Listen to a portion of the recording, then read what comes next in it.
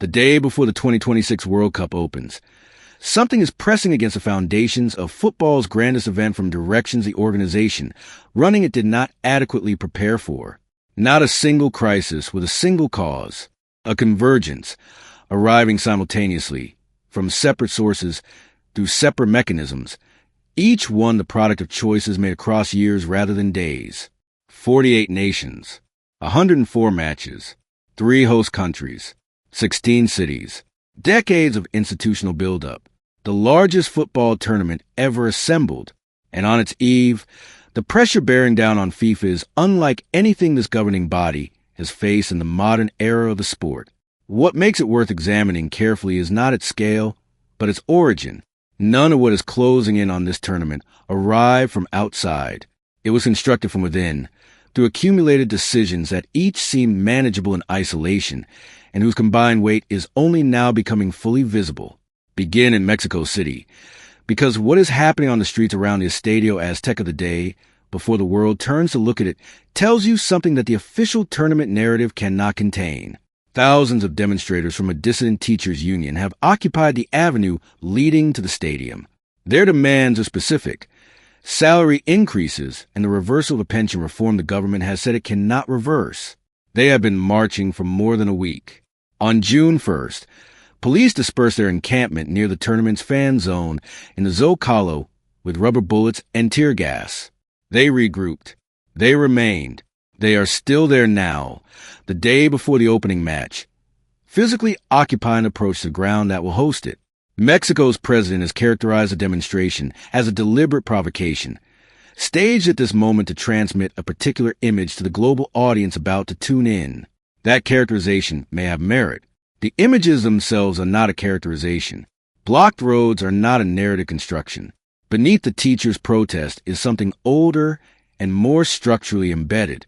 In Santa Ursula Zitla, the indigenous community that borders the stadium, organized resistance to the World Cup has been building for years. The grievances are documented and layered. Land rights, water privatization, displacement accelerating as the tournament's economic gravity reshapes the surrounding neighborhoods. Residents have painted banners reading FIFA Go Home.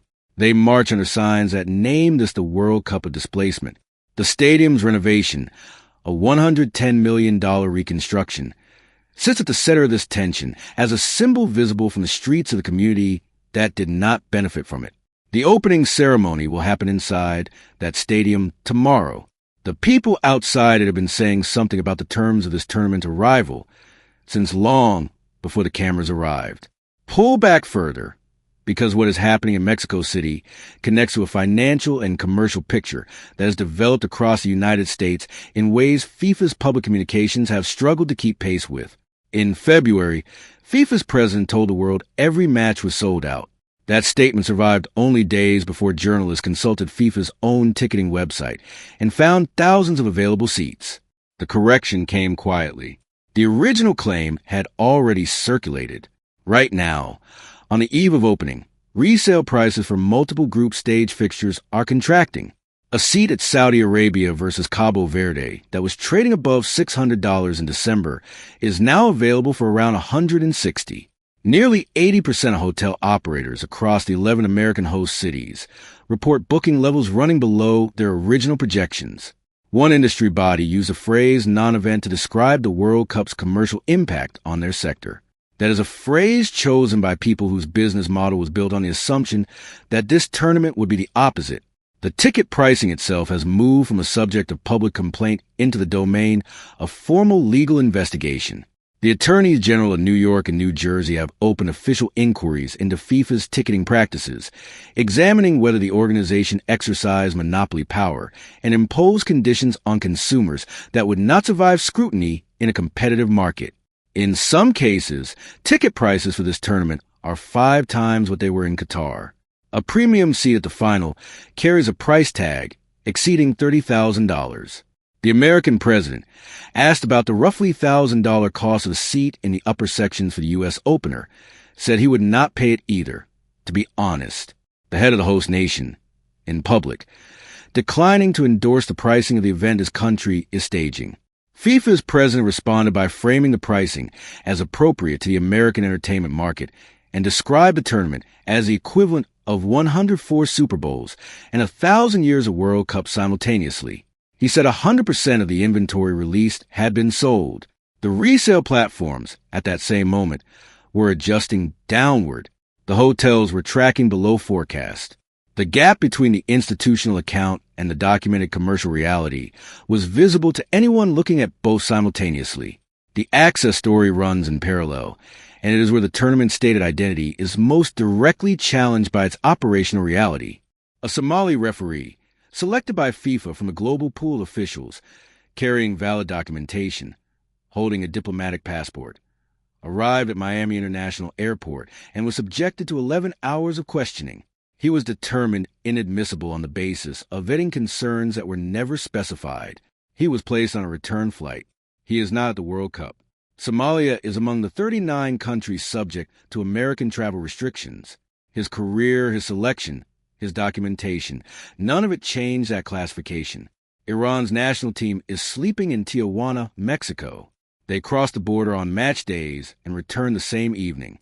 The United States and Iran are in active military conflict, making this, according to multiple assessments, the first occasion in the competition's history that a host nation has received a team from a country it is at war with. The Iranian Federation president, a senior FIFA committee member, was denied a visa to attend the tournament draw in Washington. The federation boycotted the draw entirely. 14 members of Iran's coaching and administrative staff, the people responsible for the medical, logistical, and technical operation of the team's participation, have been refused entry. No clear appeal mechanism has been made publicly available. Moroccan supporters who purchased tickets through official channels have found themselves unable to secure the visas required to use them. Citizens of at least 39 countries remain subject to travel restrictions that no FIFA press conference has lifted. FIFA's formal response to each of these situations has been consistent in its framing. The governing body is not involved in host country immigration processes. It has received assurances from American authorities that visitors will be welcomed. It points to the FIFA pass system as an evidence of operational engagement with the access problem. It notes that the Somali referee status has been communicated by authorities as final. The language is careful, accurate in its narrowest construction, and describes a governing body that positioned its own role as that of facilitator rather than a guarantor, a distinction that was available to it as a matter of legal reality, and that it accepted as a structural feature of the hosting arrangement rather than a deficiency to be corrected before the tournament began. The relationship between the three co-host nations offers its own dimension. The United States and Mexico are presently in contested negotiations over trade terms, immigration enforcement, and border policy. The United States and Canada have their own active trade disputes. Three governments that are, in multiple formal diplomatic and commercial senses, pulling against each other are simultaneously co-hosting the most-watched sporting event on the planet. FIFA sold this configuration as a symbol of continental collaboration. The geopolitical context in which it is actually operating is considerably more complicated than that framing accommodated. The broader institutional picture has been shaping around all of this for months. Respected figures within football, coaches, former officials, federation leaders, are no longer managing their concern through private channels. They are saying in public, with specificity and with evident frustration, that something has broken down in the relationship between the governing body and the people, institutions, and communities the World Cup is formally designed to serve. That the commercial architecture of this tournament was constructed around priorities that place revenue generation above the accessibility and welcome that the competition's stated values required. That the promises were too large for the preparation that followed them. Infantino once stood before the world and said he felt Arab, felt African, felt gay, felt disabled, felt like a migrant worker, reaching for identification with the excluded as an expression of FIFA's solidarity with all humanity. Today, on the morning before the opening match, a Somali referee is in Istanbul rather than preparing for a group stage fixture. An Iranian team wakes in a foreign country and plans a cross-border commute to their matches. Supporters from Casablanca who paid for their tickets through the official platform cannot use them. Teachers are standing on the road outside the Azteca. None of this means the football will not be extraordinary. It will be. The players at this tournament are among the finest the game has produced. The opening ceremony tomorrow will be a genuine spectacle. The performances across the next 5 weeks will produce goals, reversals, and passages of play that people will be describing for the rest of their lives. The game, at its best, generates a quality of experience that institutional failure cannot counterfeit and cannot diminish. But the football does not retroactively settle the decisions that preceded it. The referee denied at the airport is not at the tournament because Argentina might score a great goal. The teachers on the avenue leading to the Azteca have concerns that the opening ceremony does not address. The legal investigations in New York and New Jersey will proceed on their own timelines regardless of what happens at MetLife Stadium on July 19th. This tournament named itself the most inclusive in history. That was not a modest ambition. It was a central promise, the claim around which the entire promotional identity of 2026 was constructed.